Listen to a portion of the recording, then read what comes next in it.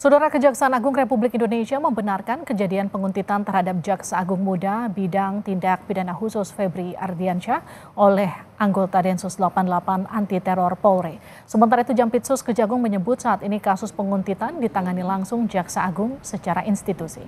Jampitsus Kejagung Febri Ardiansyah menyebut kasus penguntitan telah diambil alih Jaksa Agung. Pasca penguntitan, anggota Densus tersebut dibawa dan diperiksa di gedung Kejaksaan Agung.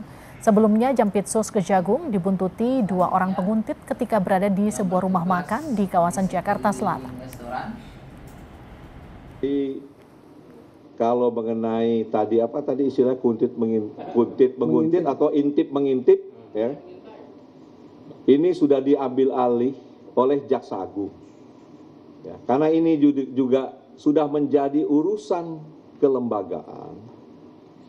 Sehingga ini harus secara resmi disampaikan. Nanti setelah ini selesai, ya, silakan ditanya langsung kepada Kapus Penkum yang sudah mendapat arahan dari Jaksa Agung.